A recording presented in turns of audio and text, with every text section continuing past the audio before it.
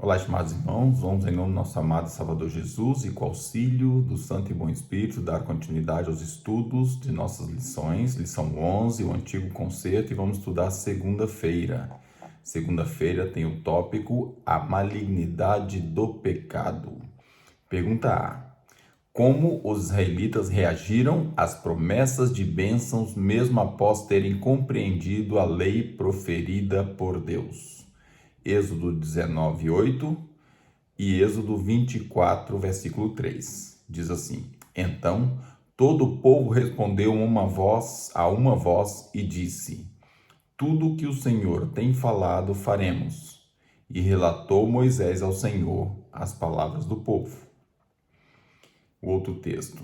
Vindo, pois, Moisés e cantando ao povo todas as palavras do Senhor e todos os estatutos, então o povo respondeu a uma voz e disseram: Todas as palavras que o Senhor tem falado, faremos. Diz a pena inspirada. Patriarcas e Profetas, página 371 e 372. A pena inspirada traz o seguinte: o povo não compreendia a pecaminosidade do próprio coração e que seria impossível guardar a lei sem Cristo. Então, prontamente entraram num concerto com Deus.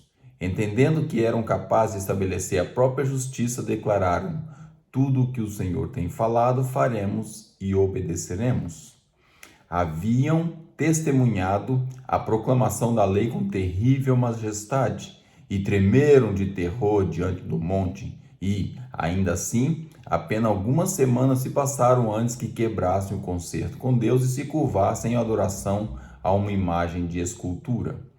Não poderia esperar o favor de Deus mediante um concerto que tinham violado. E agora, vendo sua índole pecaminosa e a necessidade de perdão, foram levados a sentir que necessitavam do Salvador revelado no concerto abraâmico e prefigurado nas ofertas sacrificais. Então, por amor e fé, uniram-se a Deus com o seu libertador do cativeiro do pecado. Estavam assim preparados para apreciar as bênçãos do novo concerto. Então, essa pergunta para nós é muito reflexiva. Essa reação que eles tiveram concernente à lei, concernente à pregação foi feito para eles, concernente ao apelo feito por eles, por Deus, porque disseram: vamos fazer isso sim. Senhor, tudo que o Senhor falou, vamos seguir. E é um alerta muito grande para nós, porque infelizmente não é assim que as coisas funcionam, não é dessa maneira que é possível obedecer ao Salvador. Tanto que poucos dias, não passaram muitos dias, estavam adorando o bezerro de ouro. E quebraram, em outros aspectos também quebraram esse concerto, essa promessa que tinha sido feita a Deus. Muitas das vezes, se nós assistimos um sermão e olhar para o sermão emotivamente e falar: a partir de agora eu vou mudar, a partir de agora eu não vou fazer mais isso, eu não vou mais fazer aquilo, infelizmente não vai conseguir chegar lá, não vai conseguir mudar. E muito mais cedo que pensa, vai tropeçar naquilo que você fez a promessa.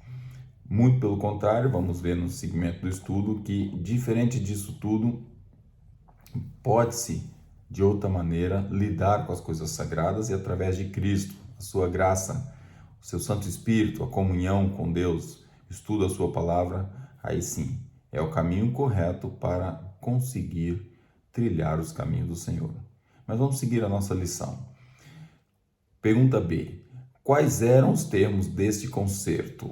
Então vamos ver os termos desse concerto. A primeira leitura é Deuteronômio 27, 26. Diz: Maldito aquele que não confirmar as palavras desta lei, não as cumprindo. E todo o povo dirá amém. Então aqui tem um dos termos. Cumprir a lei, porque senão será maldito. Segundo, Ezequiel 20, 11. E dei-lhes os meus estatutos e mostrei-lhes os meus juízos, quais cumprindo-os, o homem viverá por eles. Então aqui tem outro termo, é cumprir para viver, e viver pelos estatutos. E o terceiro, Levítico 18, versículo 5, traz: portanto, os meus estatutos, os meus juízos guardareis, os quais, fazendo-os, o homem viverá por eles. Eu sou o Senhor. Então, aqui temos alguns desses termos que foi falado e que chegaram a acordo, que esse conceito tinha que algo que devia ser feito, então estava aqui algum desses termos.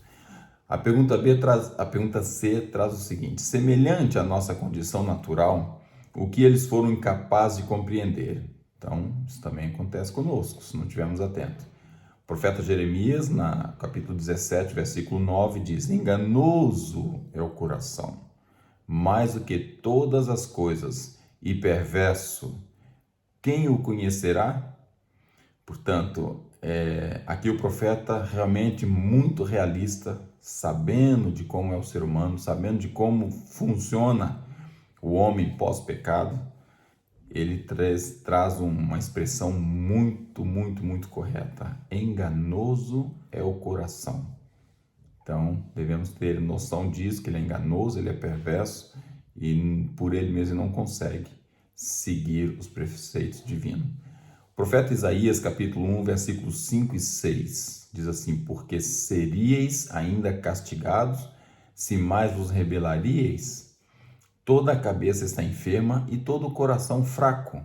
Desde a planta do pé até a cabeça não há nele coisa sã, senão feridas e inchaços, e chagas podres, não espremidas, nem ligadas, nem nenhuma delas amolecida com óleo. Então, o profeta aqui, realmente fazendo uma analogia, ele mostra que nós estamos realmente totalmente enfermos, e não só enfermos, infeccionados. Então, pelo que ele fala aqui, as feridas, chagas, podres, não espremida, não tratada, está completamente infeccionado. E, infelizmente, o coração do homem é dessa maneira, fraco. E ainda o profeta Isaías, no capítulo 64, versículo 6, traz ainda outro comentário. Mas todos nós somos como imundo, e todas as nossas justiças como trapo de imundícia. E todos nós caímos como folha, e as nossas culpas, como um vento, nos arrebatam. Então, nós vemos aqui também o profeta trazendo: nós de nós mesmos não valemos nada. Quando a gente vai tratar de justiça, fazemos tudo à nossa maneira e ao nosso interesse. Se não estivermos ligados a Cristo, é isso que nós agimos. Então, traz aqui que a nossa justiça é como um trapo de imundícia. Não tem poder nenhum, não tem requisito nenhum, não tem nada a ver com as coisas sagradas, não tem nada a ver com o nosso Pai Celestial. Portanto, infelizmente, é a condição do homem, a condição natural. E, infelizmente, naquela época os israelitas não compreendiam isso.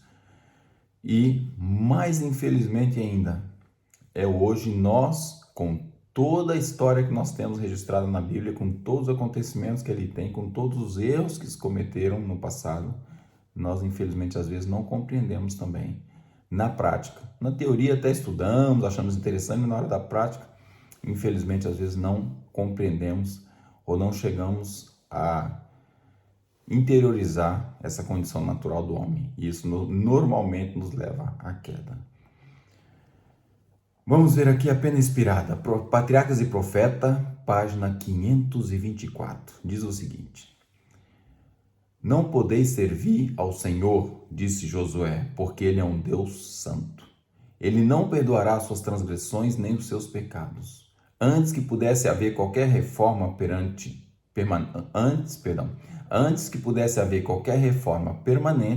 o povo devia ser levado a sentir sua completa incapacidade de, por si mesmo, prestar obediência a Deus. Quebraram a lei divina. Ela os condenou como transgressores e não forneceu nenhum meio de escape. A lei não forneceu nenhum meio de escape.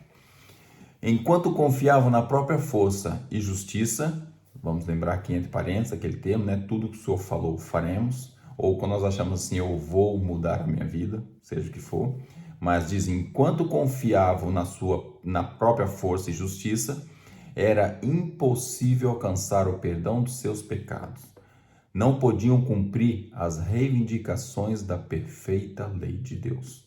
E eram em vão que se comprometiam a servi-lo. Unicamente pela fé em Cristo é que podemos conseguir o perdão do pecado e receber força para obedecer à lei de Deus. Não deviam mais confiar em seus próprios esforços para alcançar a salvação. Antes, deviam confiar totalmente nos méritos do Salvador prometido, se quisessem ser aceitos por Deus.